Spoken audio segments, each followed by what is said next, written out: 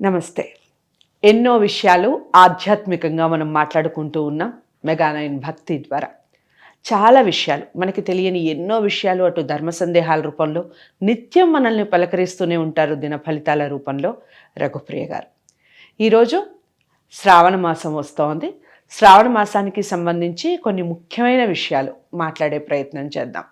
చాలామందికి తెలిసిన వాళ్ళు ఎవరైనా ఉంటే ఖచ్చితంగా కామెంట్ బాక్స్లో తెలియచేయండి. తెలియని వారు ఇక నుంచి ఈ వీడియోస్ని అందరికీ షేర్ చేసే ప్రయత్నం చేస్తూ, అలాగే శ్రావణ మాసంలో మనం చేయాల్సిన పనులు ఏమిటి, చేయకూడనివి ఏమిటి, వ్రతాలు ఏ విధంగా చేసుకోవాలి, పూజలు నోములు ఏ విధంగా చేసుకోవాలి, శివతత్వం ఏం చెప్తోంది ఈ శ్రావణ మాసంలో, అలాగే అసలు శ్రావణ మాసానికే ఎందుకు ఇంతటి విశిష్టత, ఇంతటి గౌరవం, ఇంతటి పూజా ఫలితాలని అందుకునే మాసం ఏదైనా ఉంది అంటే శ్రావణ మాసం, ఆ తర్వాత కార్తీక మాసం.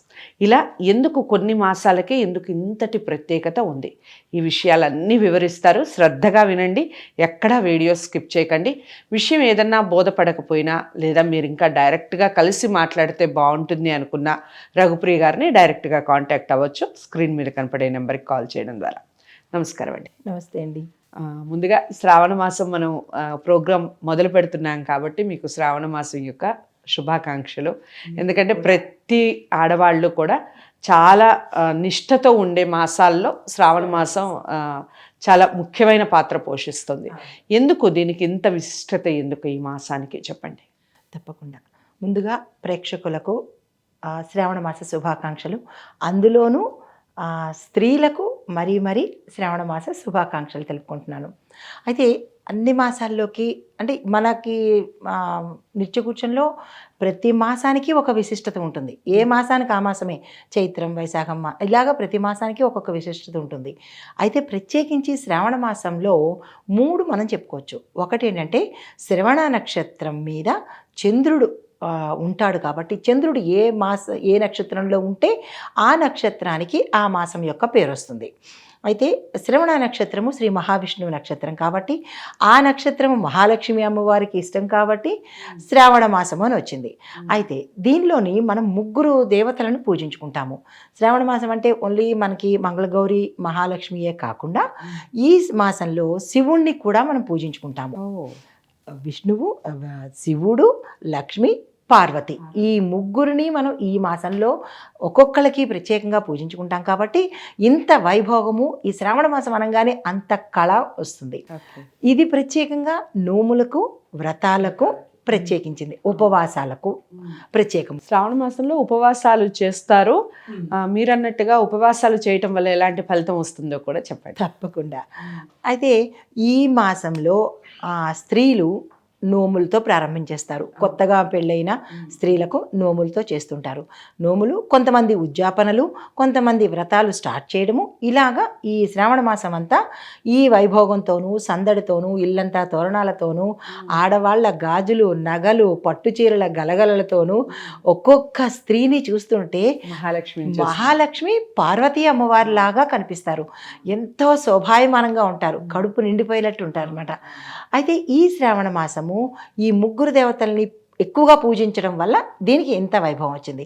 అయితే మనకి లక్ష్మీ అమ్మవారిని పూజ చేస్తాము అని తెలుసు, అయితే మంగళగౌరి అమ్మవారిని పూజ చేస్తామని తెలుసు. అయితే మరి శివుణ్ణి ఎందుకు పూజ చేయాలి ప్రత్యేకంగా, ఆ విషయాల గురించి మళ్ళీ మాట్లాడదాము. ముందుగా ఉపవాసాలకి సంబంధించి చెప్పండి. శ్రావణ మాసంలో ఎలాంటి ఉపవాసాలు చేయాలి, ఏ విధంగా చేస్తే ఫలితం దక్కుతుంది? తప్పకుండా.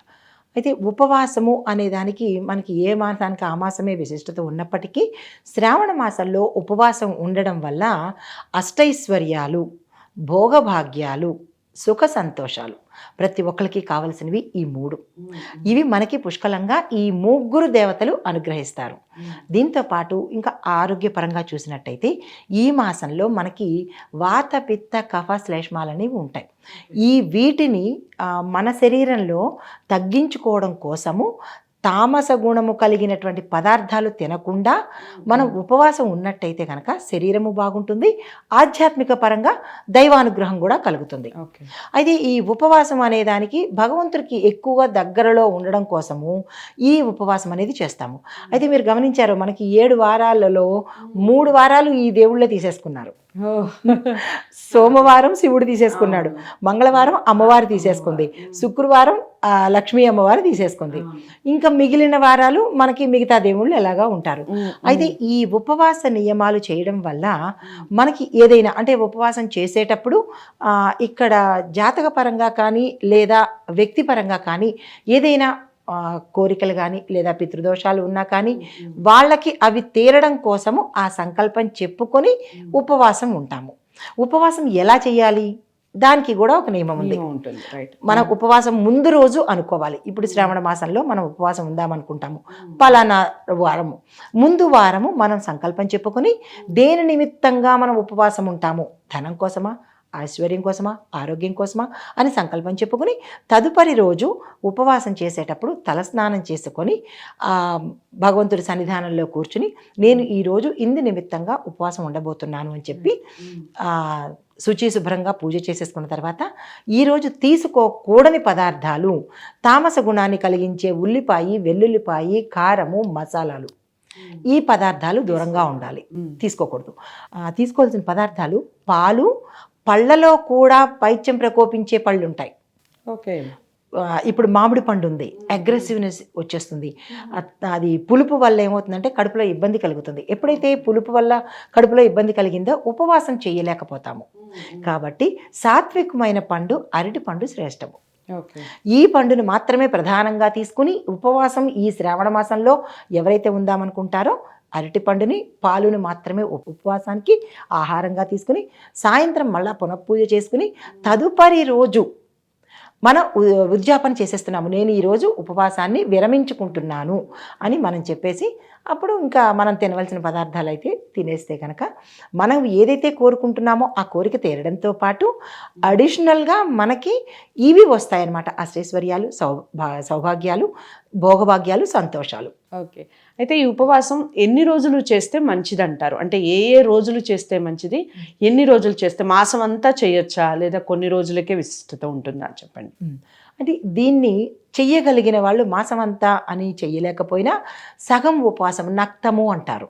అంటే మనము ప్రతి కార్తీక సోమవారాలు చేస్తుంటామే, అలాగే ఈ నెలంతా ఏదైనా మనం అనుకోవాలి, సంకల్పం చెప్పుకుని ఈ శ్రావణ మాసం అంతా నేను నక్తాలు ఉంటాను, లేదు పూర్తి ఉపవాసం ఉంటాను అని చెప్పుకొని అది సగం భోజనము అంటే పొద్దయ్యాక పదార్థం తినడము, పొద్దంతా కలిపి సాత్వికమైన ఆహారం తీసుకోవడము, అది ఒక ప్రక్రియ. లేదు మనము మంగళవారం ఉపవాసం ఉందామా, శనివారం ఉందామా, కొంతమంది ఇదే సమయంలో శనివారాలు కూడా చేస్తుంటారు, వాళ్ళకి అది అలవాటుగా ప్రకారంగా నేను శనివారాలు చేస్తున్నానండి అంటుంటారు చాలామంది, సోమవారాలు కూడా చేస్తూ ఉంటారు చాలామంది. సో ఇలాగా వారి వారి అనుకూలమైన సమయాన్ని చూసుకుని వారికి ఇష్టదేవత ప్రకారము ఎన్ని రోజులైనా చేసుకోవచ్చు. దీనికి ఇన్ని నియమాలు ఇంతసేపే అనేది అయితే లేదు. కానీ పూర్తి ఉపవాసము ఒక లెక్క, నక్తము అనగా సగం ఉపవాసము ఒక లెక్క. అది వారి వారి ఇదిని బట్టి ఇష్టాన్ని బట్టి, సంకల్పాన్ని బట్టి కూడా. అయితే ఎవరు చెయ్యకూడదు ఉపవాసము అంటే పసిపిల్లలు చేయకూడదు, అనారోగ్యవంతులు చేయకూడదు, వృద్ధులు చేయకూడదు, రోగగ్రస్తులు చేయకూడదు. గర్భిణీ స్త్రీలు చేయొచ్చు, గర్భిణీ స్త్రీలు చేయొచ్చు. ఓకే, ఉపాహారం తీసుకొని మనము గర్భిణీ స్త్రీలు చేయొచ్చు. మరి నెల నిండిన వాళ్ళు చెయ్యకూడదా అంటే కనుక 9వ నెల చెరబడుతోంది లేదా ఇంకా 4 రోజుల్లో డేట్ ఇచ్చారు అన్న దగ్గరకు వచ్చేసిన వాళ్ళు మాత్రం చెయ్యకపోవడమే మంచిది. అది వారి వారి స్టామినాని బట్టి ఉంటుంది. చెయ్యాలని నియమనము లేదు, తీసుకుంటూ చేసుకోవచ్చు వాళ్ళ స్టామినా. కొంతమంది మరీ అల్పంగా గాలికి వెళ్ళిపోయినట్టు ఉంటారు, కొంచెం మంది స్ట్రాంగ్గా ఉంటారు. ఎవరైతే స్ట్రాంగ్గా ఉండగలుగుతారో వాళ్ళు చేసుకోవచ్చు, లేదు అని అనుకున్న వాళ్ళు ఉపాహారం తీసుకుని చేసుకోవచ్చు. రైట్. శ్రావణ మాసం యొక్క విశిష్టత ఏమిటి, అలాగే ఉపవాసాలు ఏ విధంగా చేయాలి, ఎవరు చేయకూడదు, ఎలాంటి నియమాలు పాటించాలి, ఎన్ని రోజులు చేయాలి, ఈ విషయాలన్నీ వీడియోలో చాలా చక్కగా వివరించారు రఘుప్రియ గారు. మీకు ఈ వీడియో నచ్చిందనే అనుకుంటున్నాను. మరి అందరికీ షేర్ చేయండి, లైక్ చేసి ఛానల్ని సబ్స్క్రైబ్ చేసుకోండి. తదుపరి వీడియోలో మనం శివతత్వం గురించి మాట్లాడదాం.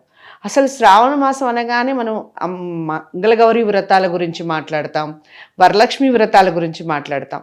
కానీ శివతత్వం ఏం చెప్తోంది ఈ శ్రావణ మాసంలో, ఈ విషయాలన్నీ నెక్స్ట్ వీడియోలో చెప్పబోతున్నారు రఘుప్రియ గారు. ఆ వీడియోని కూడా ఖచ్చితంగా వాచ్ చేయండి. నమస్తే.